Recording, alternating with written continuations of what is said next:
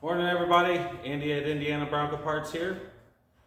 Going to do a little update, a few things that we're working on, and got a little surprise for you here in a minute. It's a new tool or toy for the shop. So what I'm working on today is the 79 Bronco Project's lower fuel tank straps, cradles. So I've got the bottoms already done with the rust encapsulator preventer. So I'm going to do the tops here on the insides with it. I'm going to paint that and get those ready.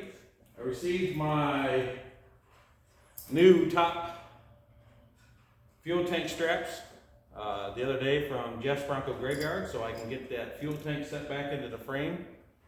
It's been cleaned out and ready to go. And I want to do this because we're going to try to prevent as much rust, obviously, for the future of this Bronco. It pays dividends to do all these little things before you reassemble something. There's no reason to go through all that kind of work without doing that, because you'll regret it later when you start having issues or rust starts coming through and so on and so forth.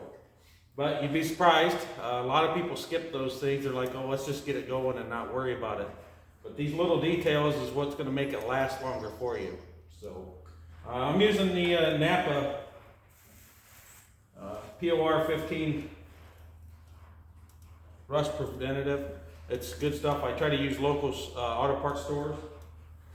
Obviously, with the specialty Bronco parts, we have to order certain things, and you have to get them online from some of the shops or whatnot, or just fabricate yourself.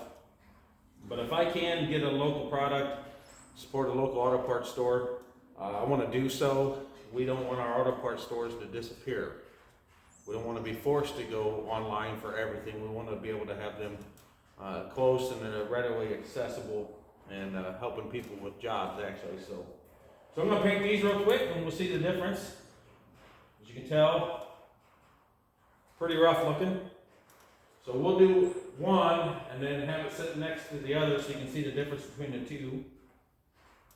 Just brush it out. Get it on nice and thick. Let it dry. It's going to drip. Make sure you have a drop cloth or a cardboard is what I use. This pan or can will be empty today by the time I'm done, so I'm not concerned about the lid. I just folded it over, and the lid ends up being a very nice paintbrush holder for me, since I don't going to use this can anymore. It'll be all gone today. We've done almost the entire frame, except for where I got to do some fabricating for front motor mounts and for the motor mounts, and what else is there? Front leaf springs. The leaf springs are done, I'm sorry, it's the front shock mounts. So we're going to rust encapsulate that after we're done fabricating on there. So that way you'll be able to see the difference. And that frame will last. It was in really good shape. The vehicle only has 64,000 miles originally, so the frame is in great shape. So it just needed wire brushed and cleaned, change the frame horn for the body mount in a couple spots, and had my sons help with that. And then we're just doing little things to get it ready to go for the big project, which is that engine hanging on that chain hoist. As you can see, I just got to undo the motor mounts and it comes right out. And that'll be a later on today, maybe tomorrow project. So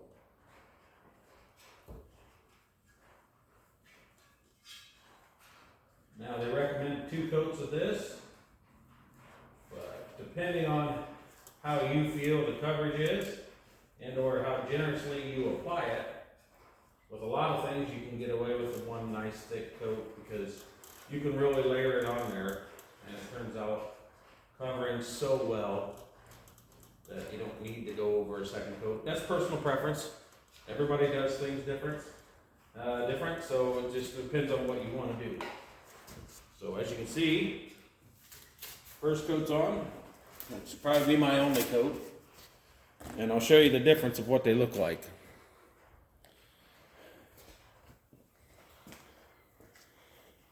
So you got new next to old. It makes a huge difference. You got a little bit of runoff from the other side, which is always fine because it's going to be against the tank and never be seen. But this is going to last a lifetime for this vehicle. So on to a little bit of a surprise here. This is what we have for the shop. A very large, good Mitsubishi forklift. It's got a full cab on it. How I got this, I'm not rich by any means. We work and trade and help people. This was in a farmer and a construction gentleman's shop for 3 years or so, not running, not working. He said if I borrowed it, got it running, fixed it, used it, all I wanted. And if he needed to borrow it, he would let me know and then come get it and use it. But basically, he just wanted it running again, didn't want to put the money in it. So I've traded him the labor and some parts for the use of the forklift. What we have is a large Mitsubishi, and a few of the problems were, this was cosmetic wise and just make it easy, the lights weren't working, so I threw on a pair of old lights we had. I mean, they were nice, they were in a box, but nothing great. It didn't run when I got it. The problem, there was a little problem with the diaphragm on the carburetor. It's an LP. There's diaphragm in there for the gas. And the O-ring needed changed here on the fuel tank. So once I did that, I got it to fire. Then we found some other problems. The big one was the radiator was totally empty, and the exhaust bracket had come loose in here, and the muffler was rubbing the radiator, and that's why there was no coolant. So I got that fixed, and mounted the muffler back.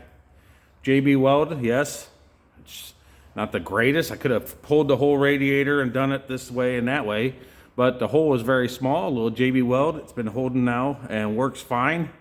I've used it 2 or 3 times. It's still full of coolant, having no issues. So there's nothing wrong with that. These are little 4-cylinder motors. They don't get crazy hot. They're not gonna have major issues. They're not putting tons of pressure on the coolant system.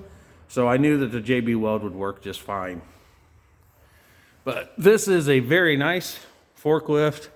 I'm very excited. It's got an in-cab heater. I took the doors off. It has the doors. They kind of slide on like any other old Jeep door or whatnot. It's got the awesome air conditioning. All right, just a fan for the cab, but it does enclose the doors. The cab light works. Everything works on it now. It's got a rear wiper and a front windshield wiper, which is pretty fancy. So this was used indoors and outdoors at its first original life, I would assume. He got it secondary, and now we're going to use it for the third. So with that being said, I'm going to finish my job here on these and then get the frame in. It's starting to rain pretty hard here in northern Indiana again. So what I'll do is get that in, and we're going to try to get that taken care of as soon as possible. So what I'll do, see you guys later. You can always email me at indianabroncoparts@gmail.com.